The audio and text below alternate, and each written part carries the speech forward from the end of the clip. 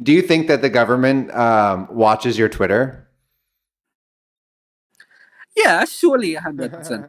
Hello, everyone. Today I am just doing a quick off the cuff interview with Mech Dara. He is a Cambodian journalist who was actually imprisoned last year for doing his job. I'm going to let him introduce himself. So, Meech, thank you so much for talking to me today. Please go ahead and introduce yourself.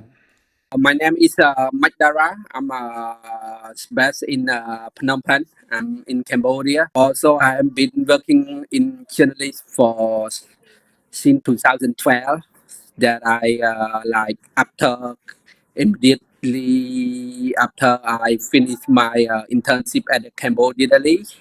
So I start become a journalist directly. And before that, just a quick recap. It also I already at Cambodia Daily spent there for uh, about more than 5 years, 6 years, or 7 years, something like that. Since I was in grade 9, I just archive boy, prepare the archive for the Cambodia daily newspapers beside going to my school. After I finished my internship at Cambodia Daily, I started directly become a staff, and then I become a, f- you know, firstly you start writing small story, crams, lightning stories, small scam story, pettygram story, like 180 or 200 words, and it took me very short times. I don't know whether I have a talent with it or I'm not with this. So it took me very shortly. I become get a big story. I start to do cover labor, deforestation, politics, human rights, and other big issue. And it take, I think, could be a couple of months, but other take uh, could be take more than that. For me, I think it's a quick one. And first, I didn't even earn the trust from my boss. My boss at the time never ever have put the trust in me, but the association, the Cambodian association did he kind of give me a chance, just want me to see whether I can do it or not. So I have a chance to go to the field. I can demonstrate my skill, demonstrates my knowledge, what I have learned. So luckily, so it's surprising that I can fulfill my work That's what I wanted all to in talk all. to you about because I think that there's so much we could talk about. I would love to talk to you much Mhm. more. To be honest, it's an honor to have you, Meech. We've been like virtual journalist friends for years now, and I remember like when I was there in 2023 covering the election. Um, you were the only Cambodian journalist that I had to for information at that time, and that was so Mhm. difficult for me. And I left that situation with a lot of new knowledge because I was there. The government allowed me to come to cover the election, but it was like horrible how they treated me, and it was it was it was eye opening to the function of democracy. So I want to talk to you very importantly. What I'm trying to explain right now is the impact that decades of dictatorship has on the current situation. I'm not really focused on who fired first, who, blaming this like information war Mhm. that's happening. This is not important to me. And I think that we are on the same page about this. Mhm. But I feel that what's missing from the current narrative in all of this is nobody's talking to Cambodian journalists. I don't see it. So my question Mhm. for you is: has anybody else approached you to give your perspective on the situation that's happening from the Cambodian aspect? Frankly talking, yeah, that's very interesting question. Surprise, because nobody we don't see any international media reaching out to me, and I don't want to name the persons to name reporter. We have seen international media don't want to spend their money on the ground, so people who are actually not in the in that in Yeah. that front line, in that situation, in the area of the like what happening on the ground, like people evacuate from their homes, like the Mm-hmm. situation around the border, and the people who are like do the freelancing for the international, they are like they are outside of Cambodia, like, and they Mm-hmm. didn't do the freelancing, like they're Cambodian, they are like in somewhere, and then Yeah. some could be in Phnom Penh, didn't bother to go to the field, so like. And the international media, what I learned is that they don't want to spend their money, they don't want to spend their resource for Mm-hmm. the freelance journalists. Yeah. So it really, I think it really, really, really what the missing picture, and this is the big puzzle for the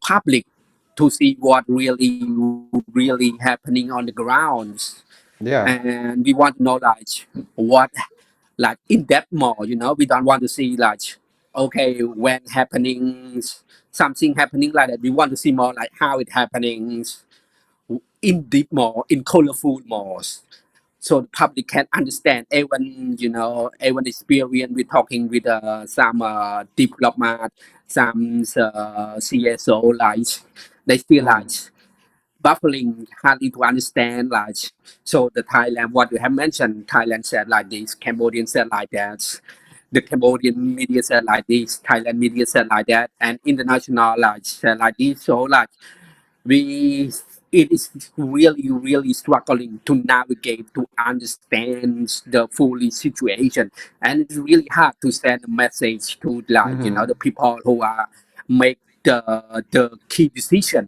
like what happening on the ground, you understand, so I think this is the so if you get the wrong like consumption, the wrong information. It's not really wrong. It's just like something that can mislead or misinformation. Just small other ideas could be the people who are making decisions miscalculate the situation. Yeah. In terms of your ability or any journalist's ability to go and do independent reporting, what is the current status of that? Because I saw that there was an independent journalist who had their license or their permission to report Mm. revoked yesterday. And so I want to know, generally speaking, is the independent media or any media besides like Phnom Penh Post allowed to go and report Mhm. from the border of the Cambodian side? So we see like the other reporter from Phnom Penh Post, we see from Khmer Time, we see from like I think the guy freelancing for the New York Times, for AFP, for AP, for other went down there to to go to ground to report, to publish the story, but we don't know like how they are dealing with the situation. They are struggling to get information. So I think as a journalist, I think we want, like everyone want to be quick, want to be first, want to get the scoop, right? So some information is very hard to get. So I think it seems like the information seems to be really not out there. Do you feel that the government is blocking uh, the information like that's able to reach the international media? So yeah, it is like we don't know like how.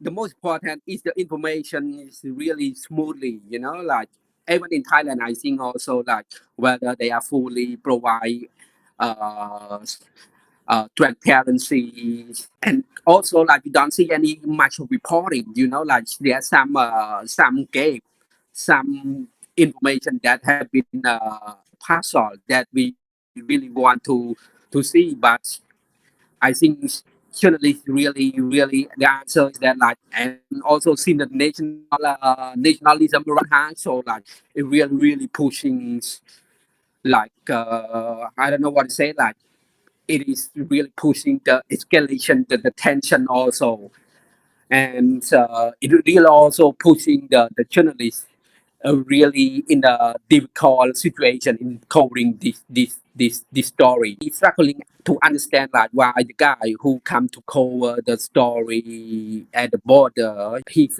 license have been revoked, and he seems to be like speaking what happening, Hmm. and Is then that is that is what that the is that Ministry of normal? Information is doing. Like, is it normal? So we, To be straight, is it, yeah? Is it normal for an independent journalist to have their we license we have revoked? seen a couple. We have seen Yeah, we have seen a couple, a couple media outlet or media, organization have been revoked. They covering like controversial issues, or a few of them really like it could be they go over the boundary, or sometimes I think it's really hard for the media to see like which line they can walk and which line they cannot walk also. For this, what I'm trying to get at for this piece too is more of like one step back from this current situation. So I'm curious to know about what happened to you. Were you arrested for speaking the truth? That's what the court, what the law enforcement said, because of my post that consider to be incitement, and it's really hard to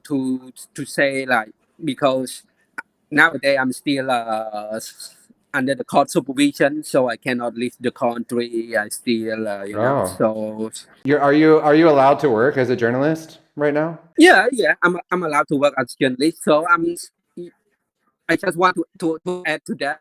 Without career, clear future, and also like it's very hard to get a job nowadays. It really like the NGO. It really frustrations. All those the like I still under the court supervision. I cannot leave the country. I have to show up every month at commune police. Cannot change resident, and so like it's beginning like you free, okay, but you can click. Yeah, okay, And so about free, I meant like, yeah, I know that you're free from the court, but what I'm curious about is, are you free to tell the truth? Do you feel that you can yes, actually, that you can say what you see? uh, surely in some specific, yes, I can say yes. It depends on the topic also. Yes. But if it depends on the topic, then you can't. That's like, if you Uh, have to, if you're saying that you have to censor yourself. I think to me it depends on how we classify it. So it's a controversial topic, the most controversial, too very sensitive. I think anywhere in the it might be difficult to say it. And to me, I think is Evans can re- to me I can say things that is really serve the public, telling the people what happenings, you know, that make people care more about the society, and the world can understand what really truly happening. And I think that is the things that is part of bring the voice to the voiceless, and this is the key thing part of journalists do, right? Hmm. And so to me, I think it is I can say that like the what I want to bring you is that like what I have done is really desperate situation, and like friends I know that I used to work with, they assure them to really try to stay away from me. I apply for a job. It's really hard, really frustrated, because significantly every day professional journalists have to fight for it. And we need to hold the line, Hmm. and we also like it will cost significantly personally, career and personal, Okay. so it is, if you take that career, you need to ready for that. So And would you say that, yeah, like, in order to be a journalist in Cambodia that does this work, that you have to make sacrifices? Yeah, sure. I think I'm agree with that. Any journalist, like whether big or small, you need to pay the price. The stake is very high too. So yeah, I we journalists anywhere in the world, we need the support with our whether friend, whether CSO, whether the diplomat, anyone we need support. We need a friend support. Anyone like when we are in a really like the situation, anyone who are really facing this like this, slap shoot or have been in prison or any, let alone they are like Hmm. separate from the rest. So we need to be with them, comfort them, to show them we are care for them. We cannot let that person alone. Hmm. Like I'm considering like being left on the island alone, and people like friend or other people seeing me. Oh, we understand your situation. We see your situation, but we cannot help you. We can like we cannot do anything. Stand while you suffocating. So I think the most important is that like we need to come together to show us solidarity. In terms of like the nationalism that is Yes. a big part of this current situation, why do you feel that it is? Because it exists in Thailand too, of course. But from the Cambodian side, Hmm. from my observation, it seems like it's much easier for the government to encourage nationalism, or to like really control the whole message about what is real, what's not real. And I wonder, why do you think that that is so effective, if it's also possible for journalists to actually do their job? Because if journalists are doing their job, then why is it the government that is the only one that seems to be able to make an impact? We don't have enough, frankly, the people like professional journalists who are really with a sheer commitment, like you to work for the Cambodia Daily, you to work for VOD or other medias. They are very even smarter, even clever, even have commitment more than me. But now they are become a tuk-tuk driver. They become a taxi drivers. They become Well, pass up drivers, a why? vendor. So like because their media have been shut down, Mm-hmm. have been like fire from their work, have no Mm-hmm. work. So it really sad. It really sad moment for my. I see my friend who are very smart, very brilliant, delicate, and they cannot like work as a reporter. It very very sad for me. So I have nothing to say when to see this such Yeah. really really terrible situation for them. From your perspective, what is the really long term Hmm. consequences of dictatorship?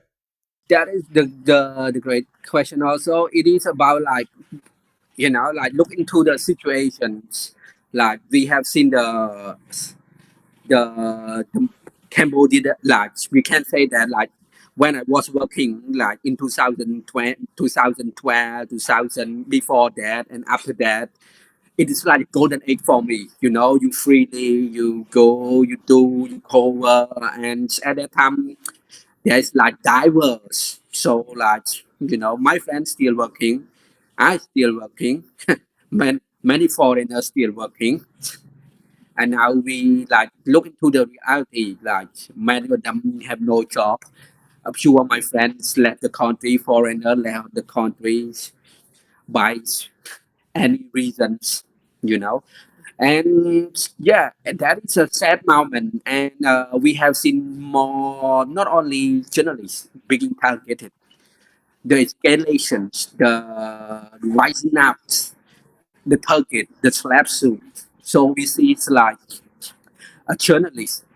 He covering the deforestations, and then like he got arrested, and then like luckily there is a intervention and he got released, and then still now they sue him to take like 50K or something like that. So like like it's the like the act. all the nights it's over still over your head, it's still. But that's why I told you it requires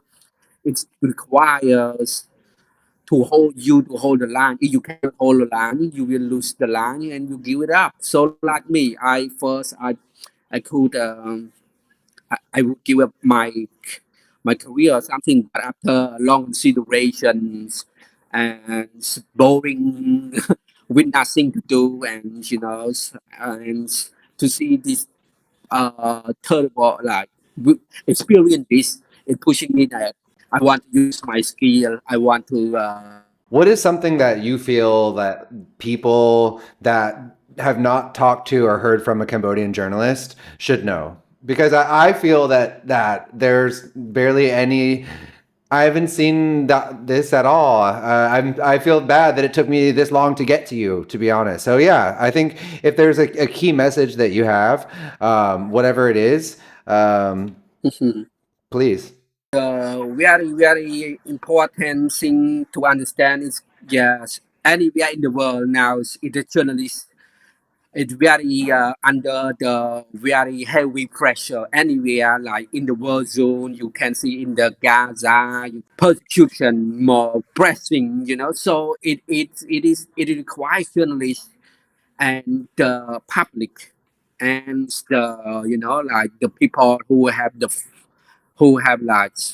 funding, or anyone who has strong support, emotionally support, or resource support for journalists, because the journalists who satisfy their life to bring the news for people to see. So they need someone who will watch their back.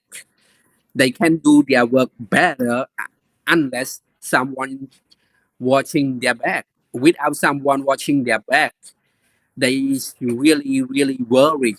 They could give up their job. How much longer do you have to be under the court supervision? Nobody knows. I don't know how long too, so nobody knows You have to be. besides the It's like court. you have to be under So the. You have to yes, be under court supervision yeah, indefinitely. 10 year, 5 year, Oh my God, for 5 more yeah, it's years? indefinitely. I don't know. Oh my No, gosh. no, we have no idea. I don't know. Like, whether could be tomorrow. They can take it out. We don't know. So hopefully Okay. the sooner the better. So I really want to I can do work more freely. If there was a change of government, that this would stop. We don't know whether it could be worse or good. So that is everything is unpredictable. So that we need to see Okay. how how Okay. how, how it go. Well, let it And keep us yes, updated. my, my How can people find you? yes, Twitter. So my one of the very active Twitter and a very little on the LinkedIn. So yes, LinkedIn. I believe that Okay. very little. I'm not really real active much, Yeah. not like Twitter. So I nowadays I still looking to do the job. I still looking want to I go to the field to report the topic about the scamming. So I cannot wait. So Yeah. soon you will see my article. Oh, really? Okay. Well, I'm looking forward to that, and I'm very thankful for your time. I'm hoping that we can keep Yeah. in touch, and I'll make sure to like leave some links around for people to find your work. Thank you so much. I really appreciate you. Thank you so much too. Thank Yes, you. you really appreciate for your time too. So I really for this opportunity to share. It's not really deep. It's just like surface outline. On the ground. Yeah, yes. The deep. It depends like how much deep it is. So we at least we can touch on the surface scratch. First, we need to scratch the surface. We cannot really put. If we put more deep, it could be burning our hand.